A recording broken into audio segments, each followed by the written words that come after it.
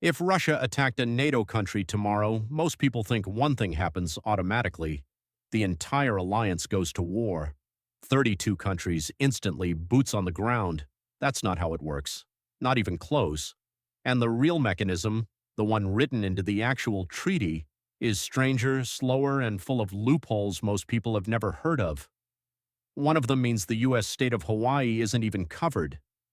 By the end of this video, you'll understand exactly how Article 5 really works and why it's only been triggered once in 75 years.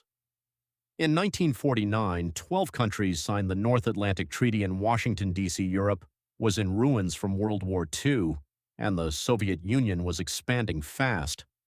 The idea behind Article 5 was simple. If you attack one of us, you're attacking all of us. Nobody gets picked off alone, but here's the problem.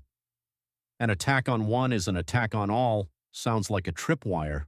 Like the second a shot is fired, 32 militaries mobilize automatically. That's not what the text says, and that gap between the myth and the mechanism is exactly what we're breaking down.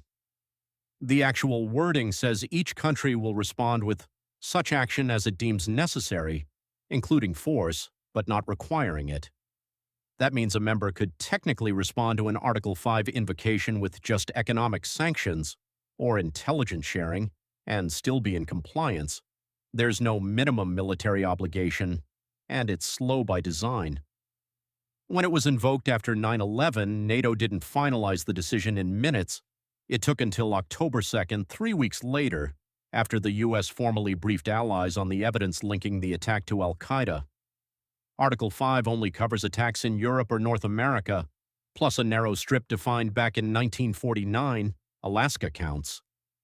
Hawaii doesn't, it's in the Pacific, and the treaty's geographic language was written a decade before Hawaii became a state and was never updated. Puerto Rico, Guam, French Polynesia, all excluded too. So, an attack on U.S. territory doesn't automatically mean Article 5 territory. This is the one that matters most right now. Article 5 protects NATO members only, not partners, not close allies, no matter how strong the relationship. That's the entire reason Russia's invasion of Ukraine never triggered Article 5. Ukraine simply isn't in the club. Compare that to Poland or the Baltic states, which are members and where any Russian attack would trigger the full process we just walked through. So Article 5 isn't a tripwire. It's a promise with conditions, timelines, and geography built in. It's worked for 75 years not because it's automatic, but because everyone believes NATO would act if tested. If you want the next video breaking down exactly what happens inside the U.S. government when Article 5 is triggered, including why the president alone can't send troops without Congress, hit subscribe, that one's coming next.